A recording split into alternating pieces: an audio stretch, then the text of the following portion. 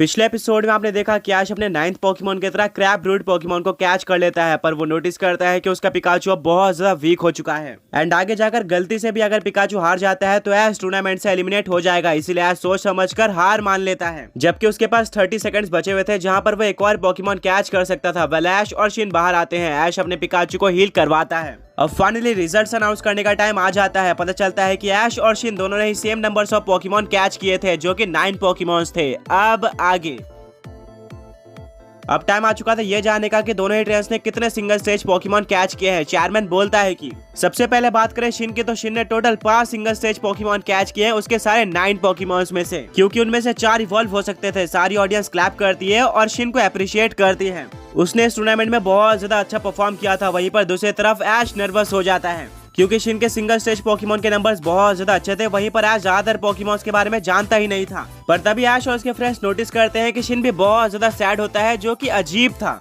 ऐश Shin के पास जाता है और बोलता है कि शिन क्या हुआ, तुमने तो 5 सिंगल स्टेज पोकेमॉन कैच किया है, जो कि एक बहुत ही ज्यादा ऑसम नंबर है, तुम्हें सैड नहीं होना चाहिए। शिन बोलता है कि मुझे एट्रो रीजन की बहुत ज्यादा अच्छी नॉलेज है और मुझे पता है कि कौन सा पोकेमॉन इवॉल्व हो सकता है और कौन सा सिंगल स्टेज है। इस हिसाब से मैंने अंडर परफॉर्म किया है। आई होप तुमने मेरे से कम ही सिंगल स्टेज पोकेमॉन कैच किए होंगे। चेयरमैन बोलता है कि वेल अब टाइम आ चुका है ऐश के सिंगल स्टेज पोकेमॉन को रिवील करने का। और असली ट्विस्ट यहाँ पर आता है, ऐश ने भी बिल्कुल शिन की तरह 5 सिंगल स्टेज पोकेमॉन कैच किए हैं।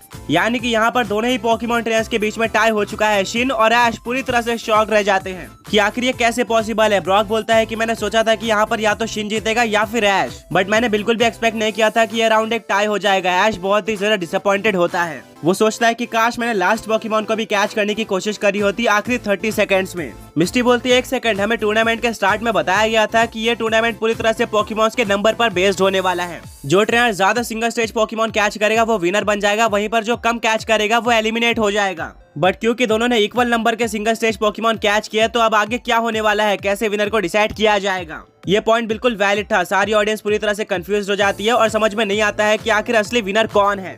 चेयरमैन बोलता है कि मैं समझ सकता हूँ कि आप लोग बहुत ज्यादा कंफ्यूज है एंड आपको ये भी पता होगा कि हमने रिजल्ट्स अनाउंस करने में काफी टाइम लगाया था, और उसका रीजन यही था, ये एक रेयर केस है जहाँ पर दोनों ही पोकेमॉन ट्रेनर्स ने equal number of Pokémons catch किए हैं। और यहाँ पर विनर डिसाइड करने का सबसे बेस्ट तरीका होगा बेस स्टैट्स को कंपेयर करना, कि इन 5 पोकेमॉन्स के बेस स्टैट्स को मिलाकर किस पोकेमॉन ट्रेनर ने ज्यादा बेस स्टैट रखने वाले पोकेमॉन्स को कैच किए है। ब्रॉक बोलता है कि हाँ ये एक अच्छा मेथड है और पूरी तरह से फेयर भी होगा। शिन और ऐश भी इस मेथड पे एग्री करते हैं। चेयरमैन बोलता है कि हमने ऑलरेडी ये सब कैलकुलेट कर लिया है और मैं ये रिवील करना चाहता हूँ कि पहले 4 पोकेमॉन्स के बेस स्टैट कंपेयर करें तो शिन आगे चल रहा था, बट ऐश ने अपने 8वें पोकेमॉन की तरफ फैटल को कैच किया था, जो कि पोकेमॉन वर्ल्ड का one of the tallest Pokemon है। ये एक बहुत ज्यादा स्ट्रॉन्ग सिंगल स्टेज पोकेमॉन है और यहीं पर ऐश ने पूरा मैच पलट दिया। फैटल एक लेजेंडरी या फिर सूडो लेजेंडरी पोकेमॉन तो नहीं है, बट इसके पास one of the best base stats है सारे नॉन लेजेंडरी पोकेमॉन्स में, जो कि सॉलिड 620 या फाइनल बेस स्टैट देखे जाए तो शिन के पोकेमॉन्स के बेस स्टैट है 2480। वहीं पर ऐश के सारे पोकेमॉन्स के बेस स्टैट 2500 है, यानी कि ऐश सिर्फ और सिर्फ 20 पॉइंट से जीत गया है। ये पूरी तरह से अनबिलीवेबल होता है। शिन को समझ में नहीं आता है कि अभी क्या हुआ है। वहीं पर ऐश भी बिलीव नहीं कर पा रहा था कि वो जीत गया है। ब्रॉक, मिस्टी और सेना बहुत ज्यादा खुश होते हैं और वहाँ पर सेलिब्रेशन स्टार्ट हो जाता है। चेयरमैन बोलता है तो रिजल्ट्स के अकॉर्डिंग ऐश इस बैटल का विनर है एंड वो आगे टूर्नामेंट में प्रोसीड कर जाएगा। वहीं पर शिन का कमबैक देखने लायक था। उसने एक बहुत ही ज्यादा अच्छी टक्कर दी और क्लोज बैटल करी थी ऐश के साथ, बट अनफॉर्चुनेटली अब वो एलिमिनेट हो चुका है। पर हाँ, वो सारी बैटल्स को देख सकता है और ऐश को आगे के टूर्नामेंट के लिए सपोर्ट भी कर सकता है। शिन अपने घुटनों पर बैठ जाता है। ब्रॉक, मिस्टी और सेना ऐश को कांग्रेट्स बोलते हैं, जिसके बाद ऐश को रियलाइज होता है कि वो जीत चुका है। ओवरऑल ये एक बहुत ही ज्यादा इंटेंस मैच था, जहाँ पर बताया नहीं जा सकता था कि आखिर कौन सा पोकेमॉन ट्रेनर जीतने वाला है। आगे बढ़ने से पहले पिछले पोके क्विज के विनर्स ये रहे और आज का क्वेश्चन ये है कि वो कौन सा रीजन है जहाँ पर 2 सूडो लेजेंडरी पोकेमॉन्स को इंट्रोड्यूस करवाया गया था।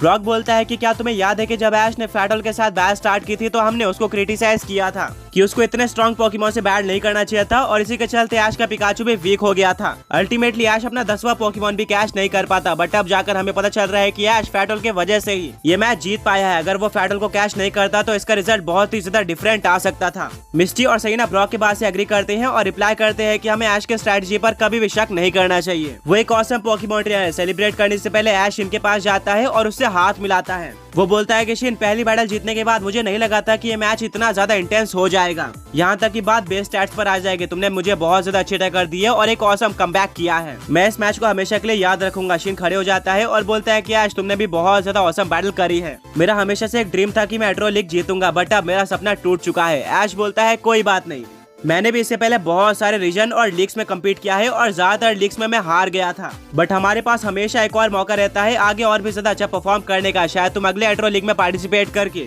जीत सकते हो। बैटल में हारना और जीतना तो चलता ही रहता है। शिन एक स्माइल करता है और बोलता है कि ऐश तुमने बिल्कुल सही कहा। वेल, बैल को जीतने के लिए कांग्रेचुलेशन। इसमें कोई भी डाउट नहीं है कि तुम इस बैल को जितना डिजर्व करते थे।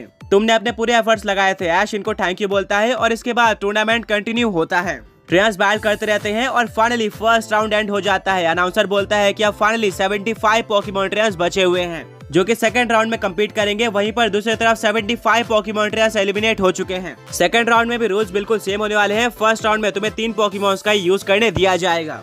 ऐश अपनी मुट्ठी बांध लेता है और बोलता है कि मैं पूरी तरह से रेडी हूँ। अब तो मुझे रूल्स भी पता चल चुके हैं। मैं सेकंड राउंड जीत कर ही आऊंगा। अनाउंसर बोलता है कि वेल, अब सेकंड राउंड के मैचअप्स अनाउंस होने जा रहे हैं। सभी पोकेमॉन ट्रेंस का ध्यान स्क्रीन की तरफ होता है और फाइनली मैचअप्स अनाउंस हो जाते हैं। ऐश अपना नाम ढूंढता है। काफी सर्च करने के बाद फाइनली ऐश को अपना मैचअप दिख जाता है और इस बार उसकी बैटल एक रोहन नाम के पोकेमॉन ट्रेनर के साथ होने वाली थी। ऐश बोलता है रोहन, ये तो एक यूनिक नेम लग रहा है। ऐश और उसके फ्रेंड्स रोहन को सर्च करना स्टार्ट कर देते हैं, बट उसको आसपास कहीं पर भी रोहन देखने को नहीं मिलता है। पर तभी ऐश को पीछे से कोई पोकेमॉन ट्रेनर बुलाता है। ऐश पीछे मुड़कर देखता है। वो पोकेमॉन ट्रेनर बोलता है कि अगर मैं गलत नहीं हूँ तो तुम्हारा नाम ऐश केचम है।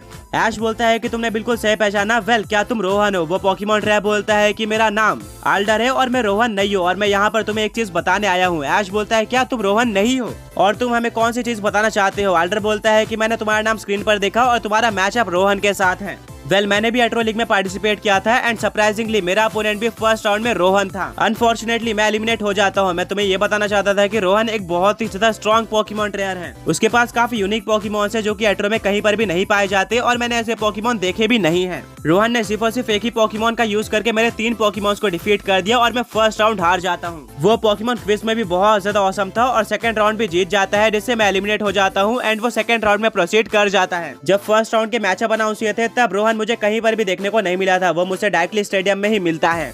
इसलिए मैं तुम्हें वार्न करने आया था कि रोहन एक बहुत ही ज्यादा स्ट्रॉन्ग पोकेमॉन ट्रेनर है और तुम डिस्ट्रक्शन की तरफ बढ़ रहे हो। ऐश पूरी तरह से शॉक रह जाता है। इससे पहले कि वो आल्डर से कुछ पूछ पाता, आल्डर वहाँ से जाने लगता है।